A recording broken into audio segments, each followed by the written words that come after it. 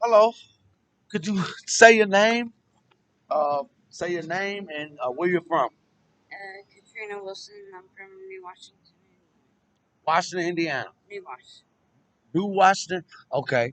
Uh, what's going on today? Like you are you homeless? Yes. I'm homeless. Louisville. Oh, No, it's okay. It's okay. I'll put this. It's okay. It's okay. um, We're in Louisville, and so you're homeless in the streets of Louisville, Kentucky. And how long you been homeless?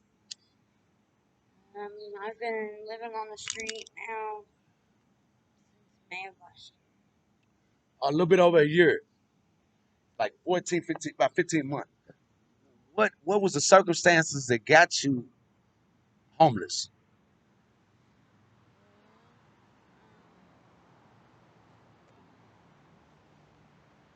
I went to jail in Clark Okay. County, and I was dating a guy. He had a house. He had a lot of property, but a lot of it got taken, foreclosed on Hmm. shortly after we got together. Was he on dope? Okay. And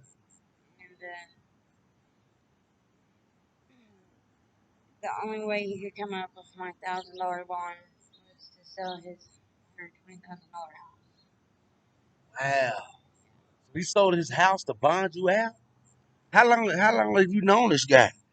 We was together 3 years. 3 years. Okay. So after you got out of jail, what? This was last year, right? Like May or April or something? This was 2018. Okay, 2018. Okay. Go ahead. But he sold his house, and the plans was, to use it to get a car, which ours had broke down, so we couldn't get it fixed. Mhm. Um, and then get a smaller place and try to pick up from there. And for about 4 months, it was gone.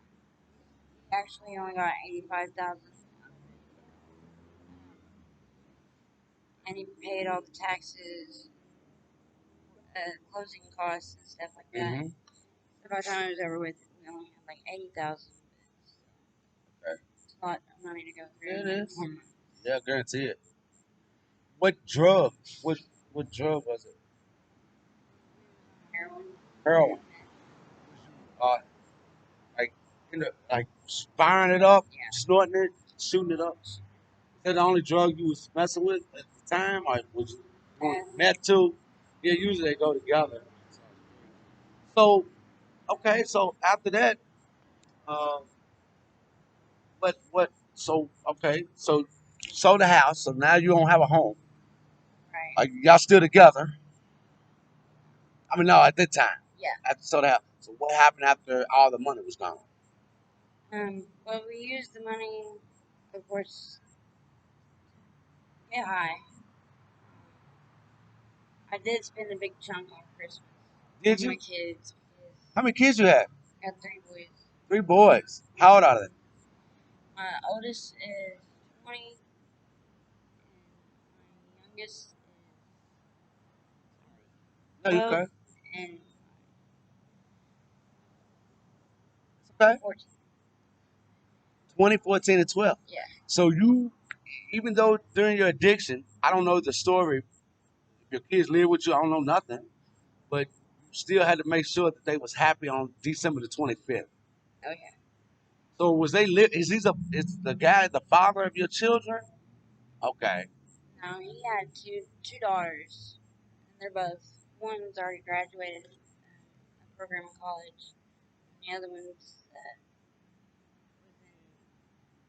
in Purdue. Purdue University, yeah, Indiana. It's actually in Indiana. Yeah, Yeah. I'm sure you know it. I don't remember which city. Bloomington. Bloomington. Yeah, that's where IU is, right? IU is there. Yeah. So Purdue is in Bloomington too. Okay, so getting back, so Um. So Is this sun bothering you? If it is, we can go somewhere else. Okay.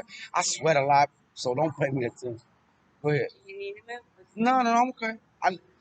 I sweat a lot too. Yeah. Like I it usually rolls off of me. me too. I usually walk around with a sweat rag, Hmm. but I ain't bring one today. I got paper towels. Let me use one, please. Cat. Oh, you got off paper towels. I see the stars on your arm. Do I see them? Those are gel tattoos. Jail? They look like Did Patrick. you see them? SpongeBob. You see them? Patrick on SpongeBob. Yeah. Yeah. Do you watch SpongeBob? I, yeah, my kids were so into SpongeBob. Was they? Yeah. So okay, thank you, girl. You know. So what go ahead, just tell me what happened. We're trying to find out how you got on the streets. Um, so we went through all that money in like 4 months. I spent a lot of it on Christmas.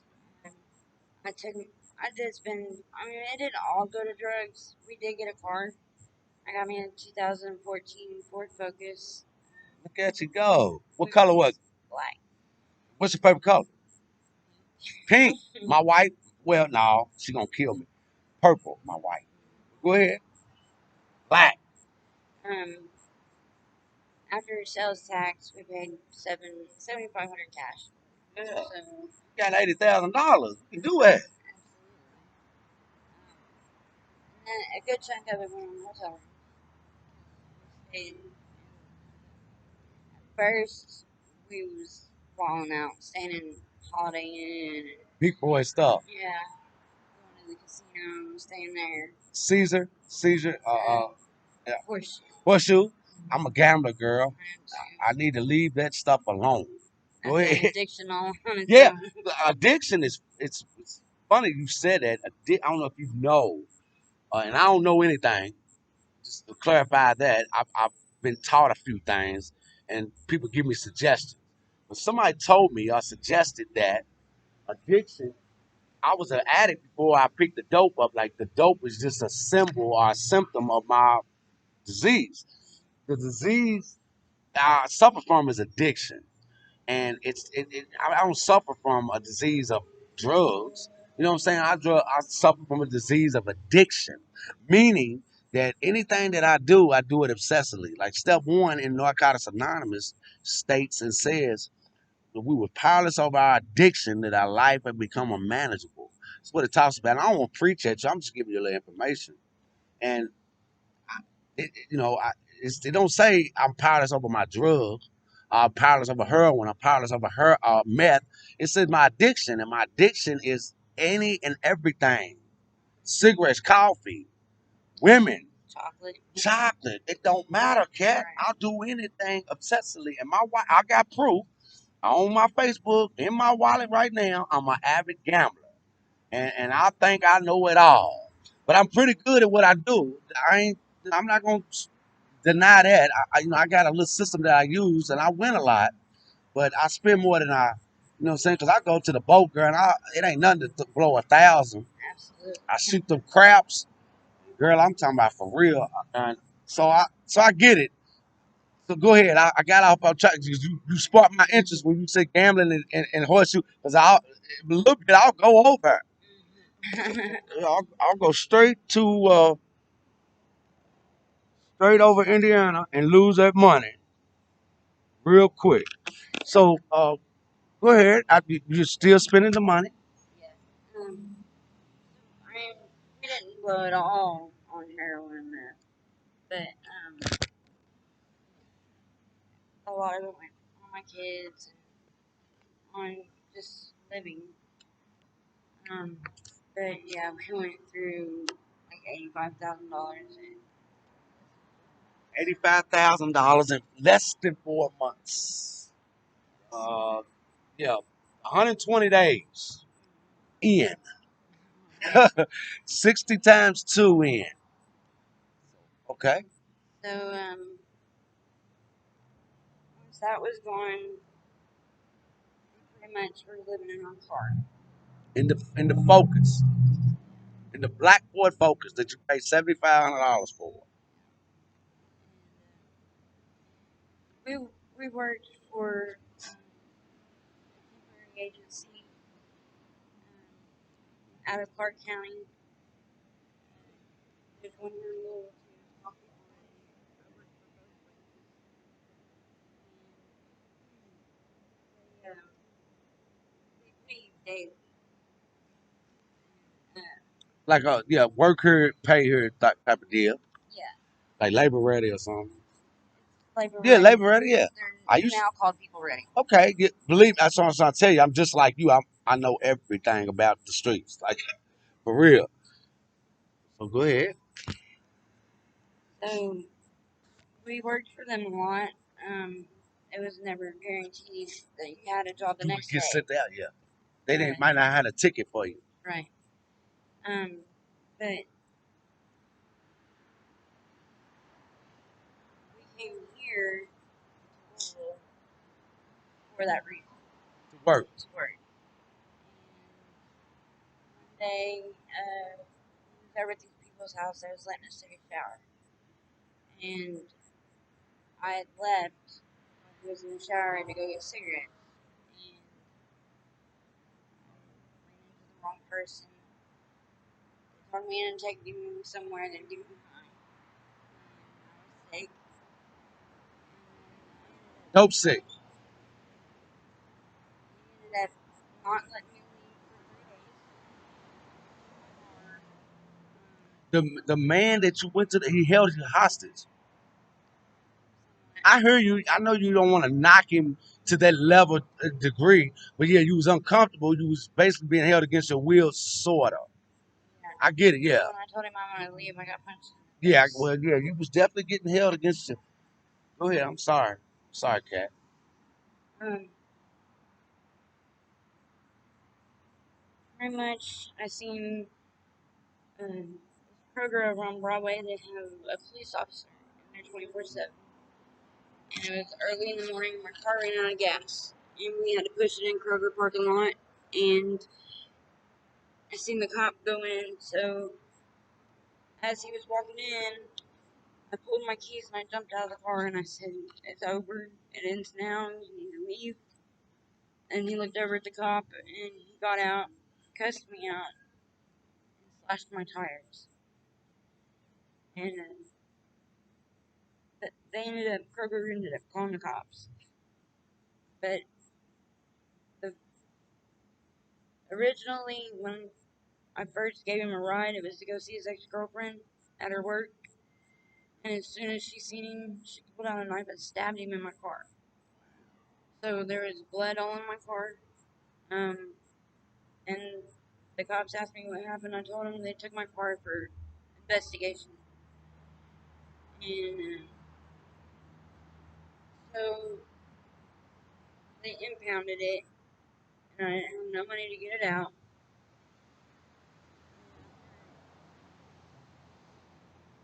Pretty much, they put me out right there at that crib. Put me out In where? At? here in Louisville I mean, where? Like on 28th. on Broadway? Yeah, 28th and Broadway. Yeah, At that guaranteed. crib. Loud's Mall. Loud's Mall, baby. Yeah, I used my PO right there. The probation officer right there. Yeah. Yeah. So that's kind of how I got here. Um, we decided that it would be better at least hang around Louisville. That way we could ride the truck bus and get to jobs since we didn't have a car now. And that didn't work out because I'm from the country Yeah. and shit, I couldn't even catch the bus as a kid, let alone now. I hear you. Question. You ran a little bit. Where was he at? What's his name, by the way? Your boyfriend, Same with Eric. Where was Eric at when you was kicked, like being held against your will? trying to find me How long was that? 3 days. 3 days. Okay. So y'all started to ride the tarp. Didn't work. Yeah, like we missed the bus, and then that would put us late for work. Y'all was downtown. In the West End, or where was you at now? Yeah, we was down there for, for a minute, but people already just up the road. Okay, yeah, So that's how I got in this area. I got you. So after a while, I you know I met a few people here, and I was boosting from Walmart, receipt shopping, Explain that receipt shopping. I've heard it before. How does it work? and pretty much like I would go around Walmart parking lot and pick up receipts people drop, and it's so too easy. Walmart, they don't even know how much they help us. I you know know, it. Yeah. all I had to do was scan the receipt onto my phone, and it pulls up each item, even tells you what aisle it's in. Wow. And I would go in there and get the thing, steal it, and then I would come out one doors, walk in the other Wow. with the receipt. So that's what you did to feed your addiction and to live. How long did you do that for, Cat?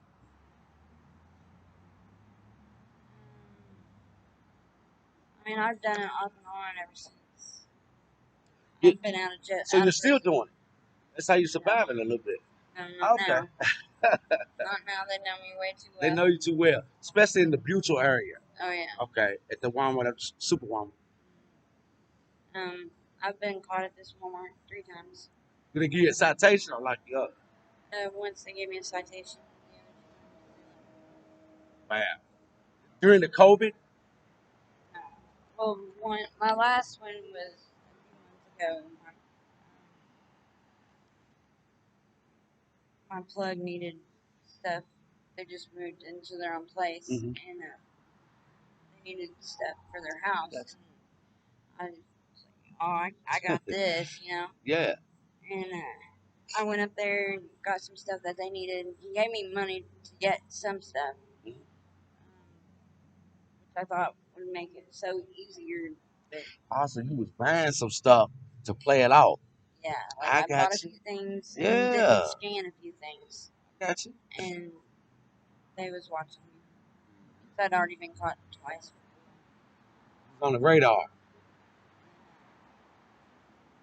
That was just a few months ago, actually.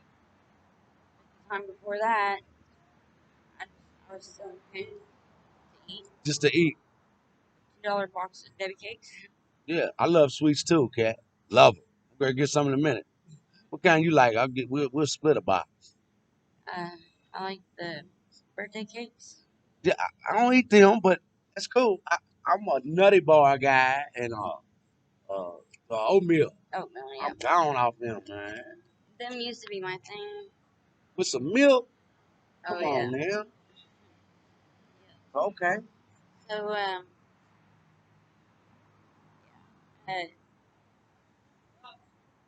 we, after I got caught at Walmart, then I couldn't do it no more. I was scared. Uh, definitely couldn't go to this one anymore. I'd have to get on a bus and go to another Walmart. And that takes Yeah. not much, but it takes money. And so I met a few people, and one of the people I met was a homeless guy. He stood out here in Louisville, and he still does it today. Makes good money. Panhandling, holding a sign. So you learned that trade. I asked him to teach me, Okay. and he did. And that's what I've been doing ever since. So is this the guy? Are you with someone today? Are you with a guy? Yeah, What's his name? Chris. Chris. Where's he at today? He's at work right now. Okay. He was holding a sign out on Westport Road. In the East End. Yeah. Yeah. About 2 weeks ago, God must have been with us that day because somebody seen him and it looked like you know, you can work. What's wrong with your story? Uh-huh. And he told him, and he said, I own a concrete business, and I'll help you. And he has. Wow. So, So you said something in what you just said. You said God must have been with us. So you believe in God. Yeah, God. Me too. Uh, I think God is the reason why that we exist today. Tell you something that I've been doing, Kat. I've been waking up the last 4 or 5 days and with the mindset today is my last day on earth. I do it, man. Everything is what it is. Everything is exactly how it is for me. I don't, I don't, I don't like get impatient today. I don't miss the piece of paper right there. I don't miss the little fly that's flying around your book bag today. I don't miss the tears from your eyes. Today's my last day. When I live like that, Cat, I experience a whole new different world. My brother died in 2015. He's been dead 5 years. He died February the 9th of 2015. And I think I've lost my grandparents who I love dearly as well. I've lost a few family members. But I use my brother for example. If he could get one day back, any of our dead relatives, if they was given the option for one day back, what would you do in that 24 hours? So I asked myself that, and I act as though that's all I have. So yesterday, for example, when it rains, I'm not going in the house. I'm gonna walk in this rain. It's my last day, Cat, that I can feel the effects of rain on my body. When the sun, you asked me earlier, the sun, do I want to move? No. I want to feel that sun. It's my last day on earth. It changes my life, Cat. I love you. You can stay where you're at. I'll meet you where you're at. And my hope is to help do my part. I think life is a puzzle. We're all pieces to that puzzle. And if we don't find our place in life, we're cheating other people in the world. I don't think that that I'm just supposed to do this or do that. It's necessary that I do what I'm doing. It's my job. It's what God created me to do. I have to perform the work that I'm doing today. I have to. It's not a question. It's just as though um, you have to eat to survive. I have to do what I'm doing because it's a part of life. I have to do it. You as well have a purpose in life, Cat. You was created. I don't know the numbers, but I think you're one out of like 400 trillion sperms from your father's sperm. You made it through the little passageway to connect to your mama's egg. You, it was not by mistake, girl. When we look at that, you're like, I don't want to say the numbers wrong, but it's like in the billions and trillions that you, me, made it to exist and to live. In the Bible, I think it's Jeremiah. You speak about God, so I'll speak that. I'm not religious, I'm very spiritual. Let me describe that. Religious people are in church thinking about fishing. Spiritual people are fishing, thinking about God. So that's where I'm at. I don't put myself in a box. Religious people, my opinion, put themselves. They're like a goldfish in a person's living room in their little fishbowl. That's their religion. They're in case I'm in a big the beach. I'm in the Atlantic Ocean. You know what I'm saying? My spirituality. I got a lot of room to explore and do different things. So I want to share this with you and tell you you have a purpose on earth. And it's necessary, Cat, that you do it, that you perform it to the best of your ability.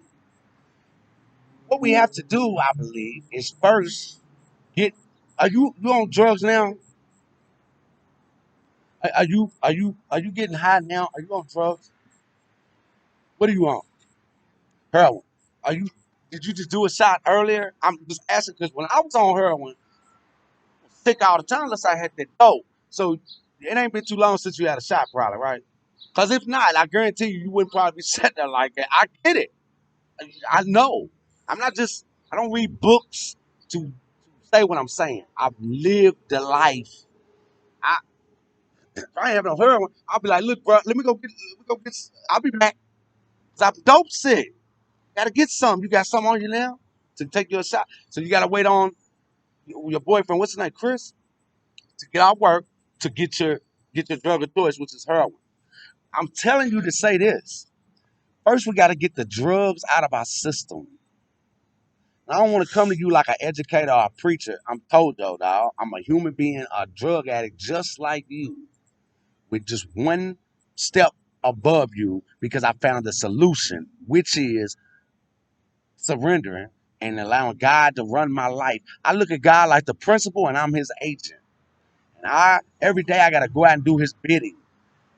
So my hope for you is that you need to find your place in life, Cat. You need to find your purpose, and you cannot do that on the drugs. I tried it. I My grandfather died of Lou Gehrig's disease. It's called ALS.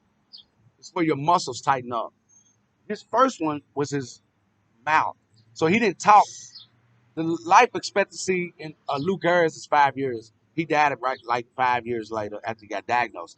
The first muscle that went away was his mouth, so he wasn't able to speak for 4.5 years of his life, the end of his life. So the muscles start shutting down in your body, and the last one that shuts down is your heart. It's a muscle. So once that shuts down, you're dead. I look at my life when I'm on drugs as Lou Gehrig's disease. I got all this stuff. You have so much stuff and potential inside your brain. I know you do. You're a very beautiful, intelligent lady. I see the beauty in you. I don't see you for what your clothes is or how the look that you appear to be now. I see the inner beauty inside of you, and I don't say it just to sound good, Cat. I can look in your beautiful blue eyes. You're beautiful. I like looking into your soul. I've done said it a couple times to you that I love you without saying it. I say it when I look into your eyes to myself. I love you, Cat. And now I'm saying it out loud. I really genuinely do. I know a lot of people it becomes stereotype. I mean that. I love you. I have to if I say I love my creator. So I have to treat you as though you were my creator. Just like I said, today's my last day. I don't want to miss an opportunity to maybe share with somebody the right words at the right time to change their life forever. Information is key. And sometimes, man, God puts people in people's life for a reason.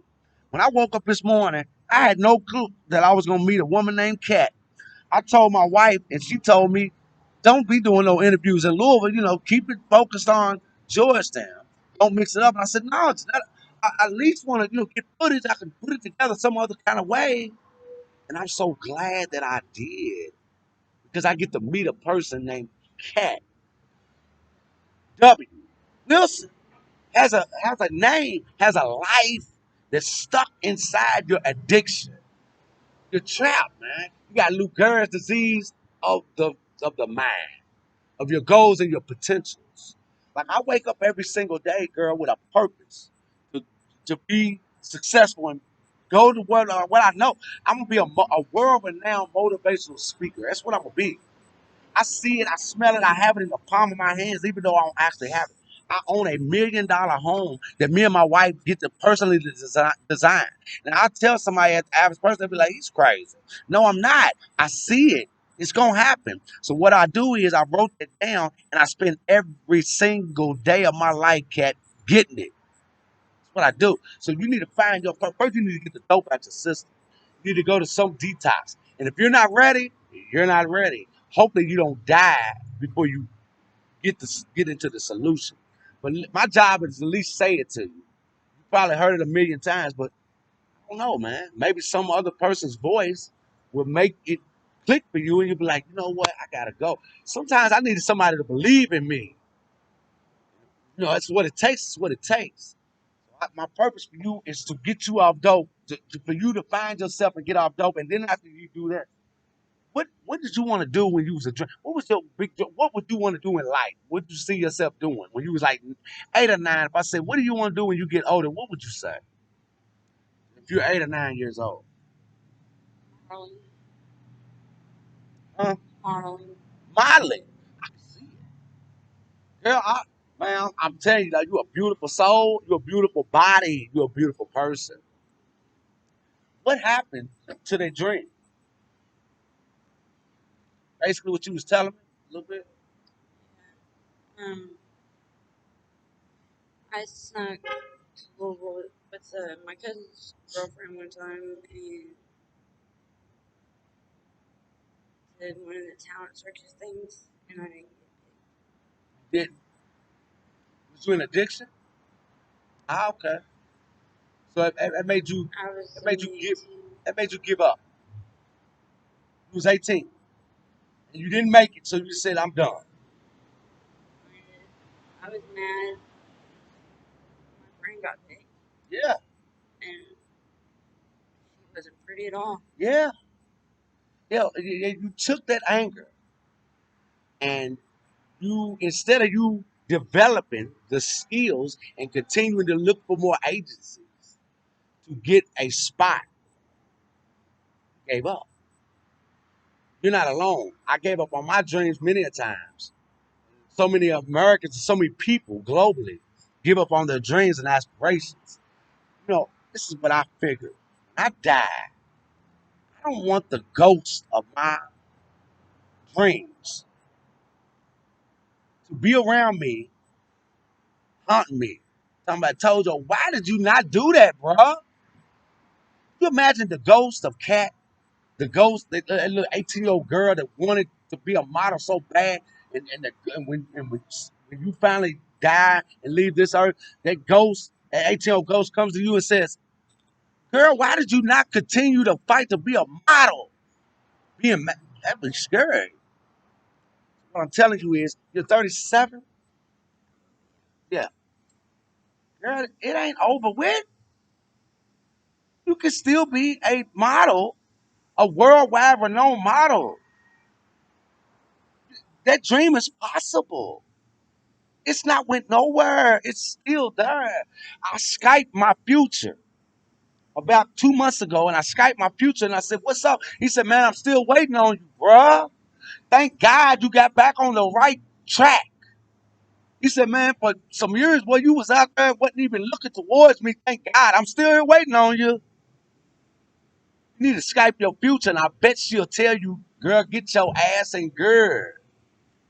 I'm sitting here waiting on you in a big old house in California, a big mansion with all your kids and your grandkids.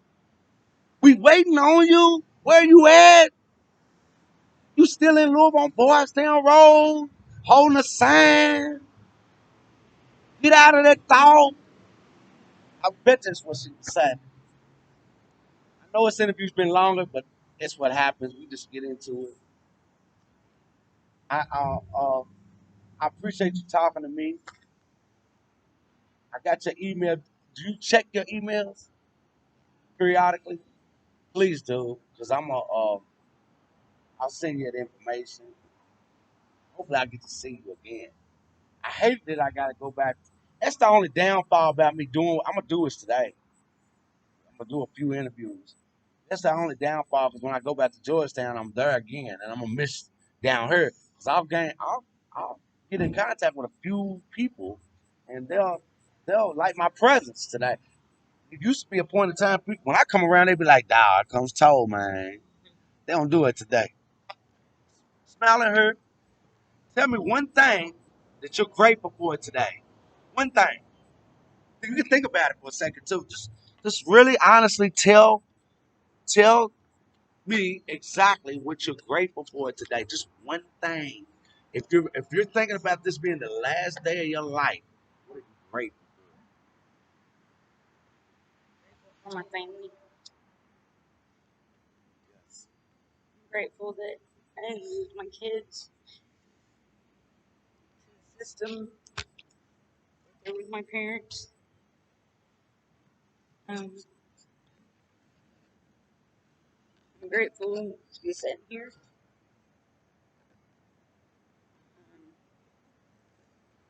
I got endocarditis.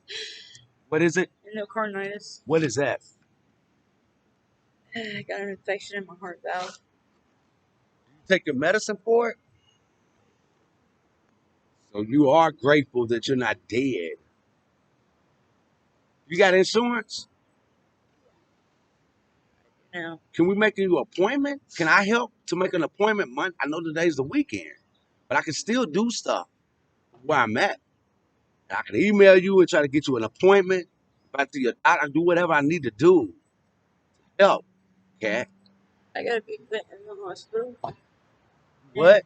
I gotta be put in the hospital. When? I went twice to try to get it going, get my treatments, because I have to have injections every day. And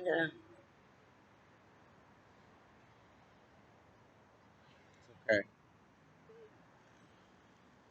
it's, It's okay, baby. they treat me so shitty because I'm an addict. Where do you go at? So sorry. And I tried to go twice, and I couldn't take it, so I left. You couldn't take the pain of them treating you like that, man. What's that? Norton's Brownsboro Road, Norton's downtown. Which one is that? Suburban. Down suburban on Breckenridge Lane, Dutchman's Lane. When do you gotta go back for your treatments? You ain't had an appointment. What's your doctor's name or what floor are you on? um, the heart specialist that I'm supposed to see is Dr. Stacy. Over there. How do they treat you, Cat?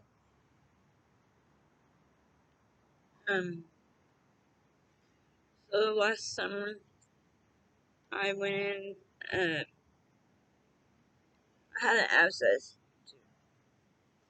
and my ankles, off and on, before that would swell up.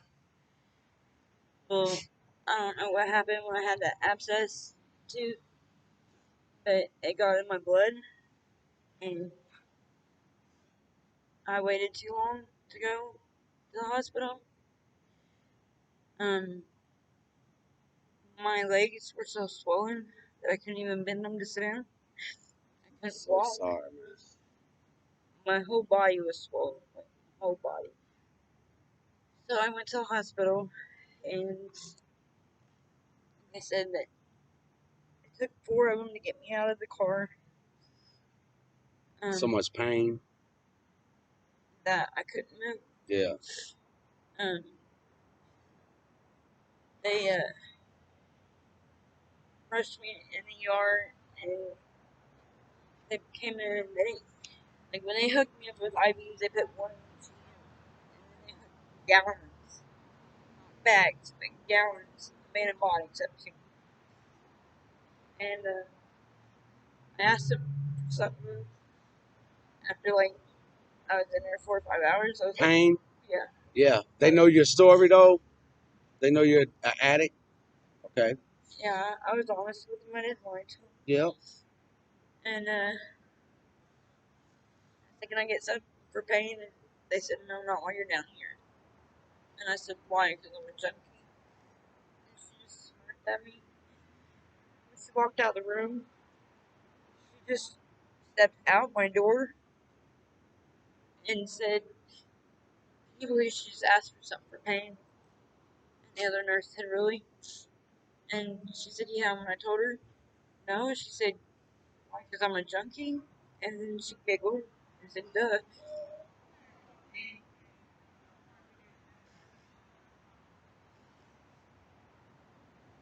When I got upstairs, the nurse, gave me a shot of morphine to help me sleep. And when I woke back up after a few hours, I asked them if I could have some, and they said that the doctor said I was not allowed to have anything.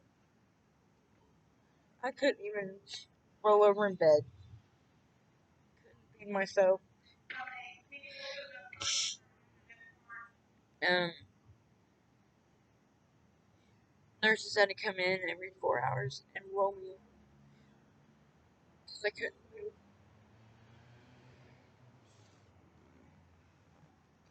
The infection went through my heart, went through my lungs, and they said my lungs looked like Swiss cheese, and my heart, I had an infection called endocarditis. That's how you got it. But I've had a lot of friends die from it. You get it shooting up. Okay. Uh, I'm speechless. I don't know what to say. I know what I feel. I know what I want to do. There's a whole nother project. You get what I'm saying? Like, I am an advocate for homeless people today. That's my mission. Not just homeless people, just people inspiring everyone, everywhere, every day. It's my mission on the back of my card. I don't say it's to customize myself. I mean it. I honestly mean it. I want to do something different. It's a whole other project, and I'm going to jot it down. And I promise you, I will make it there personally, or I will call Norton's Suburban Hospital, Dr. Stacy. I'll find out why a patient of his was treated like a piece of shit, and we get something changed, man. One person at a time. You hear me? Welcome.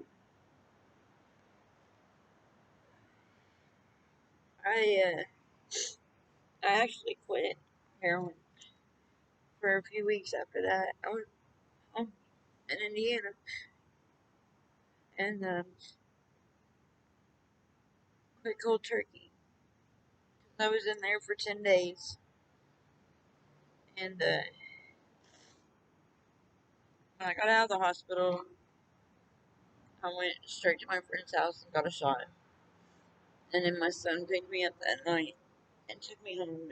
And I live on a farm up there where heroin's not there. And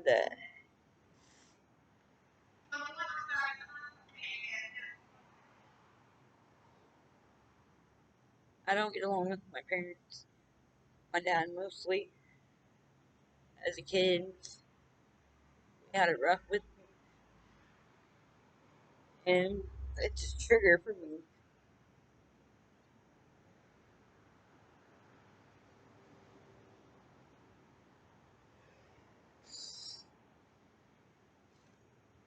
What kind of cigarettes you smoke? What? Trust you. I'm gonna leave my stuff here. I'm gonna walk in there. If you want to continue to share your personal stuff that you don't want to say to me on here, I'm just gonna walk in there. I trust you with my stuff. I want to show you that I trust you, man. And I'll be back. Marlboro Black. If you want to do anything while I'm gone, it's up. I appreciate you opening up to me. I do. I'll be right back. You want something to drink or anything? Yeah, What do you want? red Mountain Dew. Go in if you want to. I want to go in with it. It's up to you. You want to go in? Yeah, I don't want to treat you like a little kid. Yeah, come on, go in. Stop recording.